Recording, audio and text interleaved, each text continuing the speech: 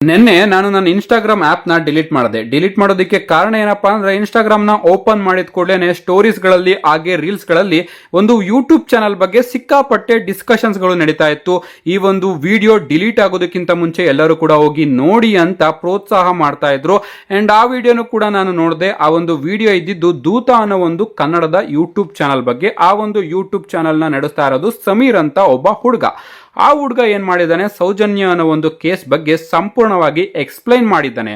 ನಿಜ ಹೇಳಬೇಕು ಅಂದ್ರೆ ಆ ಒಂದು ವಿಡಿಯೋನ ನಾನು ಕೂಡ ಕಂಪ್ಲೀಟ್ ಆಗಿ ನೋಡಿದೆ ಅಂಡ್ ನನಗೂ ಕೂಡ ಸಿಕ್ಕಾಪಟ್ಟೆ ಇಷ್ಟ ಆಯ್ತು ಆ ಒಂದು ವಿಡಿಯೋ. ಅಂಡ್ ಆ ಒಂದು ಹುಡುಗನ ಧೈರ್ಯನ ನಾನು ಮೆಚ್ಚಲೇಬೇಕು. ಯಾಕಂದ್ರೆ ಇಷ್ಟು ವರ್ಷ ನನಗೆ ಸೌಜನ್ಯ ಕೇಸ್ ಬಗ್ಗೆ ಗೊತ್ತಿತ್ತು. ಬಟ್ ಏನ್ ಗೊತ್ತಿತ್ತು ಅಂದ್ರೆ ಧರ್ಮಸ್ಥಳ ಅನ್ನೋ ಒಂದು ಊರಿದೆ, ಆ ಊರಲ್ಲಿ ಸೌಜನ್ಯ ಅನ್ನೋ ಒಂದು ಹುಡುಗಿ ಮೇಲೆ ಅತ್ಯಾಚಾರ ಆಗಿದೆ. ಅತ್ಯಾಚಾರಿಗಳು ಇನ್ನೂ ಕೂಡ ಸಿಕ್ಕಿಲ್ಲ, ಇನ್ನು ಕೂಡ ಕೋರ್ಟ್ ಅಲ್ಲಿ ಕೇಸು ನಡೀತಾ ಇದೆ ಅನ್ನೋ ಒಂದು ವಿಚಾರ ಮಾತ್ರ ಗೊತ್ತಿತ್ತು. ಬಟ್ ಇವರು ಆ ಒಂದು ವಿಡಿಯೋದಲ್ಲಿ ಸಂಪೂರ್ಣವಾಗಿ ಆ ಒಂದು ಕೇಸ್ ಬಗ್ಗೆ ಎಕ್ಸ್ಪ್ಲೈನ್ ಮಾಡಿದ್ದಾರೆ. ಇದಕ್ಕಿಂತ ಮುಂಚೆನೂ ಕೂಡ ಆ ಒಂದು ಕೇಸ್ ಬಗ್ಗೆ ತುಂಬಾ ಜನ ಹೋರಾಟ ಮಾಡ್ಕೊಂಡು ಬರ್ತಾ ಇದ್ದಾರೆ, ಯೂಟ್ಯೂಬ್ ಚಾನಲ್ ಗಳಲ್ಲಿ ವಿಡಿಯೋಸ್ ಗಳನ್ನ ಹಾಕೊಂಡು ಬರ್ತಾ ಇದ್ದಾರೆ. ಬಟ್ ಅವರೆಲ್ಲರೂ ಕೂಡ ನ್ಯೂಸ್ ರೀತಿ ಎಕ್ಸ್ಪ್ಲೈನ್ ಮಾಡ್ತಾರೆ. ಬಟ್ ಇವರು ಕತೆ ರೀತಿ ಈ ಒಂದು ಸ್ಟೋರಿನ ಎಕ್ಸ್ಪ್ಲೈನ್ ಮಾಡಿದ್ದಾರೆ. ಅಂಡ್ ಆ ಒಂದು ವಿಚಾರ ನನಗಂತೂ ಸಿಕ್ಕಾಪಟ್ಟೆ ಇಷ್ಟ ಆಯ್ತು. ಅಂಡ್ ನಾನ್ ನಿಜ ಹೇಳ್ತಾ ಇದ್ದೀನಲ್ಲ, ಆ ಒಂದು ವಿಡಿಯೋ ಟ್ರೆಂಡಿಂಗ್ ಅಲ್ಲಿ ಇರೋದಕ್ಕೆ ಮೇನ್ ರೀಸನ್ ಕೂಡ ಇದೆ.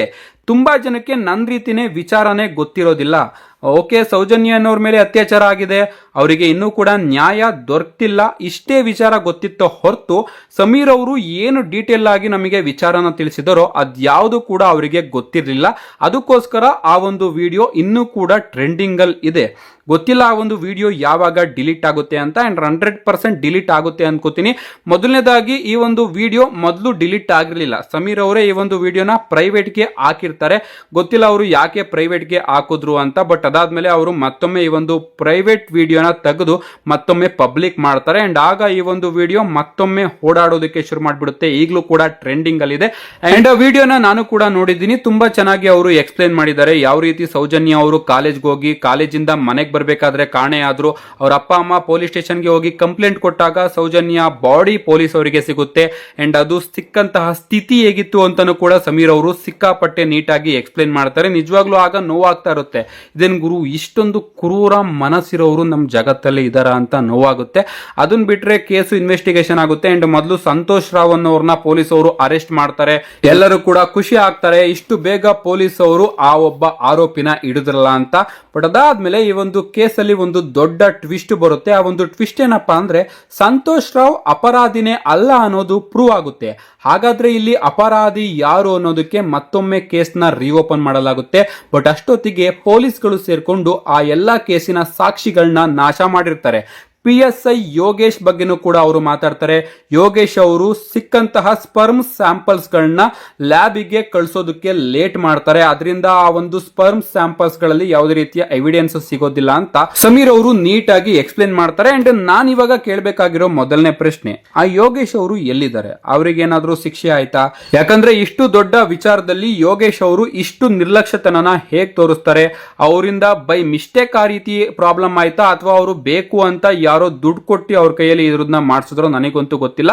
ಇದ್ರ ಬಗ್ಗೆ ಇನ್ವೆಸ್ಟಿಗೇಷನ್ ಆಗಿದೆಯೋ ಇಲ್ವೋ ಅದು ಕೂಡ ಗೊತ್ತಿಲ್ಲ. ಬಟ್ ಇಂಟರ್ನೆಟ್ ಅಲ್ಲಿ ಈ ಒಂದು ವಿಚಾರದ ಬಗ್ಗೆ ಯಾರು ಕೂಡ ಮಾತಾಡ್ತಾ ಇಲ್ಲ. ಅಂಡ್ ಇದಾದ್ಮೇಲೆ ನಮ್ಮ ಸಮೀರ್ ಅವರು ಇನ್ನೂ ಕೂಡ ವಿಚಾರಗಳನ್ನ ಮಾತಾಡ್ತಾ ಹೋಗ್ತಾರೆ. ಈ ಕೇಸ್ ತರನೇ ಧರ್ಮಸ್ಥಳದಲ್ಲಿ ತುಂಬಾ ಕೇಸ್ಗಳು ಈಗಾಗಲೇ ಬಂದಿದೆ. ಮಾವು ತರ ಕೇಸ್ ನ ತಗೋತಾರೆ, ಅಂಡ್ ಎಲೆಕ್ಷನ್ ಕೇಸ್ ನ ಒಂದು ತಗೋತಾರೆ, ಟೀಚರ್ ನ ಒಂದು ಕೇಸ್ ನ ತಗೋತಾರೆ. ಅದ್ಯಾವುದಕ್ಕೂ ಕೂಡ ಸಾಕ್ಷಿ ಸಿಕ್ಕಿಲ್ಲ, ಅದೆಲ್ಲವೂ ಕೂಡ ಅದೇ ರೀತಿ ಇದೆ ಅಂತ ನಮ್ಮ ಸಮೀರ್ ಅವರು ಎಕ್ಸ್ಪ್ಲೇನ್ ಮಾಡ್ತಾರೆ. ಮೊದಲನೇದಾಗಿ ಅವರು ಮಾವು ತರ ಕೇಸ್ ನ ಎಕ್ಸ್ಪ್ಲೇನ್ ಮಾಡ್ತಾರೆ. ಅದಾದ್ಮೇಲೆ ಟೀಚರ್ ಕೇಸ್ ನು ಕೂಡ ಎಕ್ಸ್ಪ್ಲೇನ್ ಮಾಡ್ತಾರೆ. ಅಂಡ್ ಅದಾದ್ಮೇಲೆ ಎಲೆಕ್ಷನ್ ಕೇಸ್ ನು ಕೂಡ ಅವರು ಎಕ್ಸ್ಪ್ಲೇನ್ ಮಾಡ್ತಾರೆ. ಈ ಎಲ್ಲಾ ಕೇಸ್ಗಳು ಸಮೀರ್ ಅವರಿಗೆ ಎಲ್ಲಿಂದ ಸಿಕ್ತು ಅಂತ ನನಗಂತೂ ಗೊತ್ತಿಲ್ಲ. ಎಲ್ಲಿಂದ ಸಿಕ್ತು ಅಂತ ಕೆಳಗಡೆ ಇನ್ಫಾರ್ಮೇಶನ್ ನ ಕೊಟ್ಟಿದ್ರೆ ನಿಜವಾಗ್ಲೂ ಇನ್ನೂ ಕೂಡ ಹೆಲ್ಪ್ ಆಗೋದು ಅನ್ನೋದು ನನ್ನ ಅಭಿಪ್ರಾಯ. ಯಾಕಂದ್ರೆ ತುಂಬಾ ಜನಕ್ಕೆ ಸಿಕ್ಕಾಪಟ್ಟೆ ಕನ್ಫ್ಯೂಷನ್ ಇದೆ. ಇಷ್ಟೊಂದು ಕೇಸ್ಗಳನ್ನ ಈ ವ್ಯಕ್ತಿ ಹುಡುಕಿದಾನೆ ಅಂದ್ರೆ ಇವನಿಗೆ ಈ ಕೇಸ್ಗಳ ಬಗ್ಗೆ ಡೀಟೇಲ್ಸ್ ಗಳು ಎಲ್ಲಿ ಸಿಕ್ತು? ಸಮೀರ್ ಅವರು ಧರ್ಮಸ್ಥಳ ಅನ್ನೋ ಒಂದು ಊರಿಗೆ ಹೋಗಿ ಈ ಕೇಸ್ಗಳ ಬಗ್ಗೆ ವಿಚಾರಣೆನ ಮಾಡಿದ್ರ?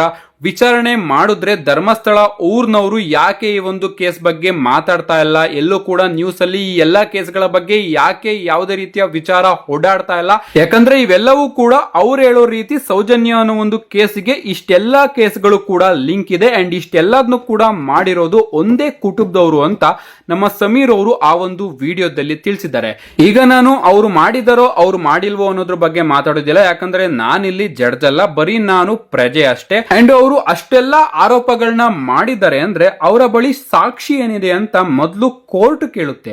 ನೋಡಪ್ಪ, ನೀನು ಈ ಒಂದು ವಿಡಿಯೋದಲ್ಲಿ ಗೌಡ್ರ ಕುಟುಂಬದ ಮೇಲೆ ಇಷ್ಟೆಲ್ಲ ಆರೋಪಗಳನ್ನ ಮಾಡಿದ್ಯಲ್ವಾ, ಸೌಜನ್ಯ ಕೇಸ್ ಆಗಿರ್ಬೋದು, ಮಾವುತ ಕೇಸ್ ಆಗಿರ್ಬೋದು, ಟೀಚರ್ ಕೇಸ್ ಆಗಿರ್ಬೋದು, ಎಲೆಕ್ಷನ್ ಕೇಸ್ ಆಗಿರ್ಬೋದು, ಇದೆಲ್ಲದರಲ್ಲೂ ಕೂಡ ಡೈರೆಕ್ಟ್ ಆಗಿ ಡೌಟು ಗೌಡ್ರ ಕುಟುಂಬದ ಮೇಲೆನೆ ಹೋಗ್ತಾ ಇದೆ ಅಂತ ನೀನು ನಿನ್ನ ವಿಡಿಯೋದಲ್ಲಿ ಹೇಳಿದ್ಯಲ್ವಾ, ಅದಕ್ಕೆ ನಿನ್ನ ಬಳಿ ಸಾಕ್ಷಿ ಏನಿದೆ ಅಂತ ಕೋರ್ಟು ಮೊದಲು ಸಮೀರ್ ಅವ್ರನ್ನ ಕೇಳ್ತಾರೆ. ಸಾಕ್ಷಿ ಇಲ್ದಲೆ ನೀನ್ ಹೆಂಗೆ ಈ ಕುಟುಂಬದ ಮೇಲೆ ಆರೋಪನ ಮಾಡ್ದೆ ಅಂತ. ಆ ಕುಟುಂಬದವ್ರೇನಾದ್ರೂ ಇವ್ರ ಮೇಲೆ ಕೇಸ್ ಆಗೋದ್ರೆ ಕೋರ್ಟು ಮೊದಲು ಕೇಳೋದೆ ಇವ್ರನ್ನ. ಆಗ ಇವರ ಬಳಿ ಏನಾದ್ರೂ ಸಾಕ್ಷಿ ಇದ್ರೆ ಇವರು ಈಸಿಯಾಗಿ ಬಚಾವಾಗ್ತಾರೆ. ಅಕಸ್ಮಾತ್ ಏನಾದ್ರೂ ಸಾಕ್ಷಿ ಇಲ್ಲ ಅಂದ್ರೆ ಸಮೀರ್ ಅವ್ರಿಗೂ ಕೂಡ ತುಂಬಾ ದೊಡ್ಡ ತೊಂದರೆ ಆಗುತ್ತೆ. ಈಗ ಒಬ್ಬೊಬ್ರು ಕಮೆಂಟ್ ಮಾಡ್ಬೋದು, ಇಲ್ಲ ಗುರು ನಾನು ಕೂಡ ಧರ್ಮಸ್ಥಳ ಗ್ರಾಮದವನೇ, ಆ ರೀತಿ ಎಲ್ಲ ಇನ್ಸಿಡೆಂಟ್ಗಳು ನಡೆದಿದೆ ಅಂತ. ನಡೆದಿದ್ರೆ ಗಾಯ್ಸ್ ನೀವೇನ್ ಮಾಡ್ತಾ ಇದ್ದೀರಾ? ಧರ್ಮಸ್ಥಳ ಊರಲ್ಲಿ ಕೂತ್ಕೊಂಡು ನೀವೇನ್ ಮಾಡ್ತಾ ಇದ್ದೀರಾ? ಹೋಗಿ ಕೋರ್ಟಿಗೆ ಮಾತಾಡಿ. ಅದನ್ನ ಬಿಟ್ಟು ಈಗ ಬಂದು ಕಮೆಂಟ್ ಮಾಡಿ ಇಲ್ಲ ಗುರು ಆ ರೀತಿ ನಡೆದಿದೆ, ಸಮೀರ್ ಅವ್ರನ್ನ ನಾನು ಸಪೋರ್ಟ್ ಮಾಡ್ತಿದ್ದೀನಿ ಅಂದ್ರೆ ಸಮೀರ್ ಬಳಿನೂ ಕೂಡ ಯಾವುದೇ ರೀತಿಯ ಸಾಕ್ಷಿ ಇಲ್ಲ, ಅವನು ಬರೀ ಎಕ್ಸ್ಪ್ಲೈನ್ ಮಾಡಿದ್ದಾನೆ, ಇವ್ರು ಮಾಡಿರ್ಬೋದು ಅಂತ ದೂರ್ತಾ ಇದ್ದಾನೆ ಅಷ್ಟೇ. ಇಲ್ಲಿ ಕೊರತೆ ಇರೋದು ಸಾಕ್ಷಿಗಳದ್ದು. ಸೌಜನ್ಯ ಕೇಸಲ್ಲೂ ಕೂಡ ಆಗಿರೋದು ಇದೆ. ಅಂಡ್ ಹಾನೆಸ್ಟ್ ಆಗಿ ಹೇಳ್ತಾ ಇದ್ದೀನಿ, ನನಗೆ ಅನ್ಸೋದಿಲ್ಲ ಸೌಜನ್ಯ ಕೇಸಲ್ಲಿ ನ್ಯಾಯ ಸಿಗುತ್ತೆ ಅಂತ. ಹೈಕೋರ್ಟ್, ಸುಪ್ರೀಂ ಕೋರ್ಟ್ ಎಲ್ಲೋದ್ರೂ ಕೂಡ ನ್ಯಾಯ ಸಿಗೋದಿಲ್ಲ ಅಂತ ನನಗೆ ಅನ್ನಿಸ್ತಾ ಇದೆ. ಸಿಗೋದಿದ್ರೆ ಇಷ್ಟೊತ್ತಿಗಾಲೇ ಸಿಗ್ಬೇಕಾಗಿತ್ತು. 13 ವರ್ಷ ಈ ಒಂದು ಕೇಸು ದೂರ್ಕೊಂಡು ಬರುವಂತಹ ಅಗತ್ಯಕತೆ ಇರಲಿಲ್ಲ. ಈ ಒಂದು ಕೇಸ್ ಇನ್ವೆಸ್ಟಿಗೇಷನ್ ನ ಪೊಲೀಸ್ ಕೈಯಿಂದ ಕಿತ್ಕೊಂಡು CBI ಅವರಿಗೆ ಒಪ್ಪಿಸ್ತಾರೆ. CBI ಅವರು ಕೂಡ ಸ್ಟೇಟ್ಮೆಂಟ್ ನ ಕೊಡ್ತಾರೆ, ನಮ್ಮ ಬಳಿ ಯಾವುದೇ ರೀತಿಯ ಸಾಕ್ಷಿ ಇಲ್ಲ. ಸಂತೋಷ್ ರಾವ್ ಅನ್ನೋರು ಈ ಒಂದು ಕೇಸಲ್ಲಿ ಇನ್ವಾಲ್ವ್ ಆಗಿಲ್ಲ ಅನ್ನೋದು ಕನ್ಫರ್ಮ್ ಆಗಿದೆ. ಅದನ್ನ ಬಿಟ್ರೆ ಈ ಒಂದು ಕೇಸಲ್ಲಿ ಯಾರು ಇನ್ವಾಲ್ವ್ ಆಗಿದ್ದಾರೆ ಅಂತ ಯಾವುದೇ ರೀತಿಯ ಸಾಕ್ಷಿ ಇಲ್ಲ. ಯಾಕಂದ್ರೆ ಸಾಕ್ಷಿಗಳು ಒಂದು ಕೂಡ ಉಳಿದಿಲ್ಲ, ಎಲ್ಲವನ್ನೂ ಕೂಡ ಈಗಾಗಲೇ ನಾಶ ಮಾಡಿದ್ದಾರೆ ಅಂತ CBI ಅವರೇ ಅಫಿಷಿಯಲ್ ಆಗಿ ಸ್ಟೇಟ್ಮೆಂಟ್ ನ ಕೊಟ್ಟಾದ್ಮೇಲೆ ಇನ್ನ ಈ ಒಂದು ಕೇಸಲ್ಲಿ ನ್ಯಾಯ ಸಿಗುತ್ತೆ ಅಂತ ನನಗಂತೂ ಅನ್ನಿಸ್ತಾ ಇಲ್ಲ. ಆದ್ರೂ ಕೂಡ ಈ ಕೇಸ್ ಬಗ್ಗೆ ಯಾಕೆ ಮಾತಾಡಬೇಕು ಅಂದ್ರೆ ಮುಂದೊಂದು ದಿನ ಈ ರೀತಿ ಘಟನೆ ನಡಿಬಾರದು ಅನ್ನೋದ್ರ ವಿಚಾರಕ್ಕೆ ಈ ಒಂದು ಕೇಸ್ ಬಗ್ಗೆ ಈಗ ನಾವು ಧ್ವನಿ ಎತ್ತಲೇಬೇಕು. ಹಾನೆಸ್ಟ್ ಆಗಿ ಹೇಳ್ತೀನಿ, 1-2 ದಿನ ಧ್ವನಿ ಎತ್ತುತ್ತೀವಿ ಅಷ್ಟೇ, ಅದಾದ್ಮೇಲೆ ಎಲ್ಲರೂ ಕೂಡ ಈ ಒಂದು ಕೇಸ್ ಬಗ್ಗೆ ಮರ್ತೋಗ್ಬಿಡ್ತಾರೆ. ನಾನು ಕೂಡ ಇದ್ರ ಬಗ್ಗೆ ವಿಡಿಯೋ ಮಾಡಬೇಕು ಅಂತಿರ್ಲಿಲ್ಲ, ನನ್ನ ಚಾನಲ್ ಅಲ್ಲೂ ಕೂಡ ಬಂದು ಇವೆಲ್ಲ ಈ ಒಂದು ಕೇಸ್ ಬಗ್ಗೆ ನಿಮ್ಮ ಅನಿಸಿಕೆನ ತಿಳಿಸಿ ವಿಡಿಯೋ ಮಾಡಿ, ನಿಮ್ಮ ತಾಯಿ ಇಲ್ವಾ ಹಾಗೆ ಹೀಗೆ ಅಂತೆಲ್ಲ ಕಮೆಂಟ್ ಮಾಡಿದ್ರಿ, ಅದಕ್ಕೋಸ್ಕರ ನಾನು ವಿಡಿಯೋ ಮಾಡ್ತಾ ಇದ್ದೀನಿ. ನಿಜವಾಗ್ಲೂ ಟ್ರೆಂಡಿಂಗ್ ಅಲ್ಲಿ ಇರೋ ತನಕ ಮಾತ್ರ ನೀವು ಕಮೆಂಟ್ ಮಾಡ್ತೀರಾ ಅಷ್ಟೇ.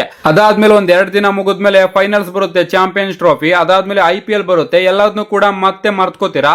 ಅದಾದ್ಮೇಲೆ ಸೌಜನ್ಯ ಅವರ ತಂದೆ ತಾಯಿಗಳು ಅವರ ಹುಟ್ಟಿದಬ್ಬದ ದಿನ, ಅವರ ಕಾರ್ಯದ ದಿನ ಮತ್ತೆ ಬರ್ತಾರೆ, ಧರಣಿ ಕೂರ್ತಾರೆ, ಸ್ಟ್ರೈಕ್ ನಡೀತಾನೆ ಇರುತ್ತೆ.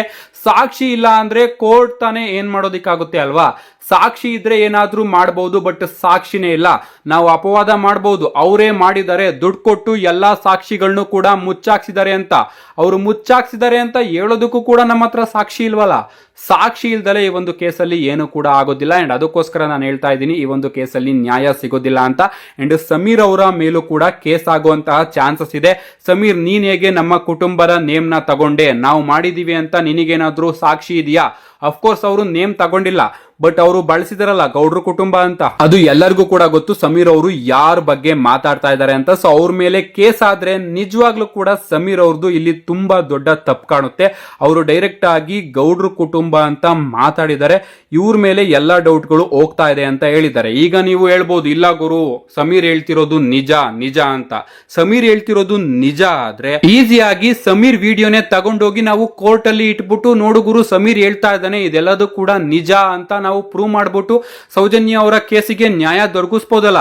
ಆ ರೀತಿ ಕೇಳೋದಿಲ್ಲ. ಮಾತಲ್ಲಿ ಯಾವುದೇ ರೀತಿಯ ಸಾಕ್ಷಿನ ನಾವು ವ್ಯಕ್ತಪಡಿಸೋದಕ್ಕಾಗೋದಿಲ್ಲ. ಪ್ರೂಫ್ ಬೇಕು, ಎವಿಡೆನ್ಸ್ ಬೇಕು. ಅದಕ್ಕೆ ಸಮೀರ್ ಅವರು ಬೇರೆ ಕಡೆ ಟಾಪಿಕ್ ನ ಎತ್ಕೊಂಡು ರಿಸರ್ಚ್ ಮಾಡಿ ಆ ಕೇಸ್ ಬಗ್ಗೆ ಪಿನ್ ಟು ಪಿನ್ ಎಲ್ಲಾ ವಿಚಾರಗಳನ್ನು ಕೂಡ ನಮಗೆ ತಿಳಿಸ್ಕೊಟ್ಟಿದ್ದಾರೆ ಹೊರತು ಅವರ ಬಳಿನೂ ಕೂಡ ಯಾವುದೇ ರೀತಿಯ ಸಾಕ್ಷಿ ಇಲ್ಲ ಗಾಯ್ಸ್. ಸಾಕ್ಷಿ ಕೊರತೆಯಿಂದ ಈ ಒಂದು ಕೇಸಲ್ಲಿ 100% ನ್ಯಾಯ ಅಂತೂ ಸಿಗೋದಿಲ್ಲ. ಇನ್ನ ನಾನು ಯಾಕೆ ಇನ್ಸ್ಟಾಗ್ರಾಮ್ ನ ಡಿಲೀಟ್ ಮಾಡಿದೆ ಗೊತ್ತಾ? ಈ ಒಂದು ವಿಡಿಯೋ ಬಂದಿದ್ಕಲ್ಲ, ಈ ಒಂದು ವಿಡಿಯೋದಲ್ಲಿ ಸಮೀರ್ ಅವರು ಅದ್ಭುತವಾದ ಇನ್ಫಾರ್ಮೇಶನ್ ಕೊಟ್ಟಿದ್ದಾರೆ. ಬಟ್ ಆ ಇನ್ಫಾರ್ಮೇಶನ್ ನ ಕೆಲವೊಂದಷ್ಟು ಜನ ತಿರ್ಚಿ ಮುರ್ಚಿ ಧರ್ಮಕ್ಕೆ ಹೋಲಿಸ್ತಾ ಇದ್ದಾರೆ. ಸಮೀರ್ ಅವರು ಮುಸ್ಲಿಮು, ಹಿಂದೂಗಳನ್ನ ಹೊಡೆದಾಕೋದಕ್ಕೆ ಈ ರೀತಿ ವಿಡಿಯೋಸ್ಗಳನ್ನ ಮಾಡಿದ್ದಾರೆ. ಮುಸ್ಲಿಂ ಅಲ್ಲಿ ಎಷ್ಟು ಜನ ಈ ರೀತಿ ಕೆಲಸಗಳನ್ನ ಮಾಡಿದ್ದಾರೆ, ಅವ್ರ ಬಗ್ಗೆ ಯಾಕೆ ವಿಡಿಯೋ ಮಾಡಿಲ್ಲ ಅಂತಾನೂ ಕೂಡ ಪ್ರಶ್ನೆಗಳನ್ನ ಕೇಳ್ತಾ ಇದ್ದಾರೆ. ಅದ್ರ ಬಗ್ಗೆ ನಾನು ಮಾತಾಡೋದಕ್ಕೆ ಹೋಗೋದಿಲ್ಲ. ನಮ್ಮ ಹಿಂದೂಗಳೇ ಗಾಯ್ಸ್ ದೇವಸ್ಥಾನದ ಬಗ್ಗೆ ಮಾತಾಡ್ತಾ ಇದ್ದಾರೆ, ಧರ್ಮಸ್ಥಳದಲ್ಲಿ ಅಧರ್ಮ ನಡೀತಾ ಇದೆ ಅಂತ ಮಾತಾಡ್ತಾ ಇದ್ದಾರೆ. ಯಾರು ಕೂಡ ಧರ್ಮಸ್ಥಳಕ್ಕೆ ಹೋಗ್ಬೇಡಿ, ಮಂಜುನಾಥೇಶ್ವರ ಸ್ವಾಮಿ ಸೌಜನ್ಯಗೆ ನ್ಯಾಯ ಕೊಡ್ಸಿಲ್ಲ ಅಂದ್ರೆ ನಿಮ್ಮ ಕಷ್ಟಗಳನ್ನ ಯಾವ ರೀತಿ ನೆರವೇರಿಸ್ತಾರೆ ಅಂತಾನೂ ಕೂಡ ಕೆಲವೊಂದಷ್ಟು ಜನ ಕ್ರಿಯೇಟರ್ಸ್ಗಳು ಮಾತಾಡ್ತಾ ಇದ್ದಾರೆ. ನಿಜ ಎಂತ ಕಿತ್ತೋದ್ ನನ್ನ ಮಕ್ಕಳು ಅಂತ ನನಗಂತೂ ಅರ್ಥ ಆಗ್ತಾ ಇಲ್ಲ. ನಾವು ದೇವಸ್ಥಾನಕ್ಕೆ ಹೋಗೋದೇನಕ್ಕೆ? ಒಂದು ನೆಗೆಟಿವ್ ಎನರ್ಜಿಯಿಂದ ದೂರ ಆಗೋದಕ್ಕೆ. ನಮ್ಮಲ್ಲಿ ತುಂಬಾನೇ ನೆಗೆಟಿವ್ ಎನರ್ಜಿ ಇರುತ್ತೆ ಅಂಡ್ ಅದರಿಂದ ದೂರ ಆಗಿ ಪಾಸಿಟಿವ್ ಎನರ್ಜಿನ ಪಡ್ಕೊಂಡು ಬರೋದಕ್ಕೆ ನಾವು ದೇವಸ್ಥಾನಕ್ಕೆ ಹೋಗ್ತೀವಿ. ಅಂಡ್ ಇವರು ಇಲ್ಲಿ ದೇವಸ್ಥಾನಕ್ಕೆ ಹೋಗೋದೇ ನಾವು ಕಷ್ಟ ಪರಿಹಾರಕ್ಕೆ. ದೇವಸ್ಥಾನಕ್ಕೆ ಹೋದ್ರೆ ಎಲ್ಲಾ ಕಷ್ಟಗಳು ಕೂಡ ಪರಿಹಾರ ಆಗ್ಬಿಡುತ್ತೆ, ಅದಕ್ಕೋಸ್ಕರ ನಾವು ದೇವಸ್ಥಾನಕ್ಕೆ ಹೋಗ್ತೀವಿ ಅಂತ ಮಾತಾಡ್ತಾ ಇದ್ದಾರೆ. ಅಂಡ್ ಇನ್ ಸ್ವಲ್ಪ ಜನ ಹೇಳ್ತಾರೆ ದೇವಸ್ಥಾನ ಎಲ್ಲ ಬಿಸ್ನೆಸ್ ಹಾಗೆ ಹೀಗೆ ಅಂತ. ಈಗ ನಾವು ಅದ್ರ ಬಗ್ಗೆ ಎಲ್ಲ ಡಿಬೇಟ್ ಮಾಡೋದಕ್ಕೆ ಶುರು ಮಾಡ್ಬಿಟ್ರೆ ಮುಕುಂದ ಮುರಾರಿಯಲ್ಲಿ ನಮ್ಮ ಉಪೇಂದ್ರ ಅವರು ಕೇಸ್ ಹಾಕ್ತಾರಲ್ಲ, ಆ ತರ ನಾವು ಎಲ್ಲಾದ್ರ ಮೇಲೂ ಕೂಡ ಕೇಸ್ ಹಾಕ್ಬಿಡುತ್ತೆ ಗಾಯ್ಸ್. ಯಾಕಂದ್ರೆ ಅದೆಲ್ಲದೂ ಕೂಡ ಸ್ಟೋರಿಗೆ ಮಾತ್ರ ಚಂದ. ನಿಜವಾಗಿ ಎಲ್ಲಾ ಕಡೆನೂ ಬಿಸ್ನೆಸ್ ಇದೆ. ದೇವಸ್ಥಾನ ಆಗಿರ್ಬೋದು, ಮಸೀದಿ ಆಗಿರ್ಬೋದು, ಚರ್ಚ್ ಆಗಿರ್ಬೋದು, ಎಲ್ಲದರಲ್ಲೂ ಕೂಡ ಬಿಸ್ನೆಸ್ ಇದೆ. ಬಿಸ್ನೆಸ್ ಎಲ್ಲಿಲ್ಲ ಹೇಳಿ? ಯಾವ್ದನ್ನು ಕೂಡ ನಿಮಗೆ ಇಲ್ಲಿ ಫ್ರೀಯಾಗಿ ಕೊಡೋದಿಲ್ಲ. ಎಲ್ಲದಕ್ಕೂ ಕೂಡ ಒಂದು ಬೆಲೆ ಅಂತ ಇರುತ್ತೆ. ನಾವು ದೇವಸ್ಥಾನಕ್ಕೆ ಹೋಗ್ಬೇಕು ಅಂದ್ರೂ ಕೂಡ ಒಂದು ಬೆಲೆ ಕಟ್ಟೆ ಹೋಗ್ಬೇಕು. ಸೊ ಅದ್ರ ಬಗ್ಗೆ ನಾನು ಮಾತಾಡೋದಕ್ಕೆ ಹೋಗೋದಿಲ್ಲ. ಏನೇ ಆಗ್ಲಿ ಸೌಜನ್ಯ ಕೇಸಿಗೆ ನ್ಯಾಯ ಸಿಗುತ್ತೆ ಅಂತ ನನಗಂತೂ ಅನ್ಸೋದಿಲ್ಲ. ದುಡ್ಡಿರೋರು ತನ್ನ ಇನ್ಫ್ಲೂಯೆನ್ಸ್ ನ ಬಳಸ್ಕೊಂಡು ಎಲ್ಲಾ ಸಾಕ್ಷಿಗಳನ್ನು ಕೂಡ ನಾಶ ಮಾಡಿದ್ದಾರೆ ಅಂತ ಸಮೀರ್ ಅವರು ಇಲ್ಲಿ ಆರೋಪ ಮಾಡ್ತಾ ಇದ್ದಾರೆ. ನಿಜವಾಗ್ಲೂ ಅವರು ಹೇಳಿರೋದು ತಪ್ಪಲ್ಲ, ಬಟ್ ಅವರು ಯಾವುದೇ ರೀತಿಯ ಸಾಕ್ಷಿನ ಇಟ್ಕೊಂಡು ಹೇಳಿಲ್ಲ. ಅಂಡ್ ಈ ಒಂದು ವಿಚಾರದ ಮೇಲೆ ಅವರಿಗೆ ಕೇಸ್ ಬರುವಂತಹ ಸಾಧ್ಯತೆಗಳಿರುತ್ತೆ. ಆ ರೀತಿ ಆಗದೆ ಇರಲಿ ಅಂತ ಕೇಳ್ಕೊಳ್ಳೋಣ. ಯಾಕಂದ್ರೆ ಆ ಹುಡುಗ ಚೆನ್ನಾಗಿ ಎಕ್ಸ್ಪ್ಲೈನ್ ಮಾಡಿದ್ದಾನೆ. ಆ ಒಂದು ವಿಡಿಯೋನ ನೀವು ಕೂಡ ಹೋಗಿ ನೋಡಿಲ್ಲ ಅಂದ್ರೆ ನೋಡಿ. ಸೌಜನ್ಯ ಕೇಸ್ನ ಪಿನ್ ಟು ಪಿನ್ ಎಕ್ಸ್ಪ್ಲೈನ್ ಮಾಡಿದ್ದಾನೆ. ಬಟ್ ಅವನು ಏನು ಅಪವಾದ ಹಾಕಿದ್ದಾನೆ, ಆ ಒಂದು ಅಪವಾದ ಹಾಕಿರೋದಕ್ಕೆ ಅವನ ಮೇಲೆ ವಿಚಾರಣೆ ಅಂತೂ ಖಂಡಿತವಾಗ್ಲೂ ಬರುತ್ತೆ ಅಂತ ಅನ್ಕೋತೀನಿ ನಾನು. ಆ ರೀತಿ ಅಪವಾದ ಹಾಕೋಕ್ಕೂ ಮುಂಚೆ ಅವರು ಸಾಕ್ಷಿ ಇದೆಯೋ ಇಲ್ವೋ ಅಂತ ತಿಳ್ಕೊಂಡು ಅಪವಾದ ಹಾಕ್ಬೇಕು. ಅಂಡ್ ಇನ್ಸ್ಟಾಗ್ರಾಮ್ ಅಲ್ಲಿ ಇರೋರಿಗೆ ನಾನು ಹೇಳೋದು ಒಂದೇ, ನೀವು ಏನಾದ್ರೂ ಮಾತಾಡ್ಕೊಳ್ಳಿ, ನೀವು ಧರ್ಮಸ್ಥಳ ಜಾಗದ ಬಗ್ಗೆ ಮಾತಾಡ್ಕೊಳ್ಳಿ. ಅಲ್ಲಿ ಅನ್ಯಾಯ ಮಾಡ್ತಾ ಇದಾರಲ್ಲ ಗೌಡ್ರು ಫ್ಯಾಮಿಲಿ ಅಂತ ನೀವ್ ಹೇಳ್ತಾ ಇದ್ದೀರಲ್ಲ, ಆ ಗೌಡ್ರು ಫ್ಯಾಮಿಲಿ ಬಗ್ಗೆ ಏನ್ ಬೇಕಾದ್ರೂ ಮಾತಾಡ್ಕೊಳ್ಳಿ, ನನಗೆ ಯಾವುದೇ ರೀತಿಯ ತೊಂದರೆ ಇಲ್ಲ. ಬಟ್ ಪುಣ್ಯ ಕ್ಷೇತ್ರದ ಬಗ್ಗೆ ಮಾತಾಡೋದಕ್ಕೆ ಬರಬೇಡಿ, ದೇವಸ್ಥಾನದ ಬಗ್ಗೆ ಮಾತಾಡೋದಕ್ಕೆ ಬರಬೇಡಿ. ಯಾಕಂದ್ರೆ ಅಷ್ಟು ಅಧಿಕಾರ ನಿಮಗೆ ಬಂದಿಲ್ಲ, ಮುಂದೆ ಬರೋದು ಇಲ್ಲ. ಅಷ್ಟು ದೊಡ್ಡವ್ರು ನೀವು ಯಾವತ್ತೂ ಕೂಡ ಆಗಿಲ್ಲ. ಒಂದು ದೇವಸ್ಥಾನದ ಬಗ್ಗೆ ಮಾತಾಡೋದಕ್ಕೆ ನಿಮಗೆ ಅಧಿಕಾರ ಇಲ್ಲ ಅಷ್ಟೇ. ನೀವು ವ್ಯಕ್ತಿ ಬಗ್ಗೆ ಏನಾದರೂ ಮಾತಾಡ್ಕೊಳ್ಳಿ, ಆ ವ್ಯಕ್ತಿ ದೇವಸ್ಥಾನದ ಓನರೇ ಆಗಿರಲಿ, ಏನಾದರೂ ಮಾತಾಡ್ಕೊಳ್ಳಿ. ನಿಮಗೇನಾದರೂ ವಿಚಾರ ಗೊತ್ತಿದ್ರೆ ಇಲ್ಲ ಆ ವ್ಯಕ್ತಿ ಕೆಟ್ಟವನು ಅಂತ ಗೊತ್ತಾ, ನೀವೇನಾದರೂ ಮಾತಾಡ್ಕೊಳ್ಳಿ. ಬಟ್ ದೇವಸ್ಥಾನದ ಬಗ್ಗೆ ಮಾತಾಡ್ಬಿಡಿ. ವ್ಯಕ್ತಿ ಕೆಟ್ಟವನು, ದೇವಸ್ಥಾನ ಅಲ್ಲ. ಅದಕ್ಕೋಸ್ಕರ ವಿಚಾರ ಗೊತ್ತಿದ್ರು ಕೂಡ ತುಂಬಾ ಜನ ಹೋಗ್ತಾ ಇದ್ದಾರೆ, ಲಕ್ಷ ಹೋಗ್ತಾ ಇದ್ದಾರೆ ಧರ್ಮಸ್ಥಳಕ್ಕೆ. ಅದನ್ನ ನಿಲ್ಸೋದಕ್ಕೆ ಆಗಿಲ್ಲ. ಯಾಕೆ ಹೇಳಿ? ಅದು ನಮ್ಮ ಹಿಂದೂಗಳ ದೇವಸ್ಥಾನ ಅಂತ. ಸೊ ಅದ್ರ ಬಗ್ಗೆ ನಾವೇ ಮಾತಾಡೋದು ತುಂಬ ದೊಡ್ಡ ತಪ್ಪು. ಇಷ್ಟು ಹೇಳ್ತಾ ನನ್ನ ವಿಡಿಯೋನ ನಿಲ್ಲಿಸ್ತಾ ಇದ್ದೀನಿ. ಆ್ಯಂಡ್ ಸಮೀರ್ ಅವರೇ ಹುಷಾರಾಗಿರಿ, ಆ್ಯಂಡ್ ನಿಮ್ಮ ಜೊತೆ ಸಪೋರ್ಟಿವ್ ಆಗಿರ್ತೀವಿ. ಆ್ಯಂಡ್ ನೋಡೋಣ ಏನಾಗುತ್ತೆ ಮುಂದೆ ಅಂತ.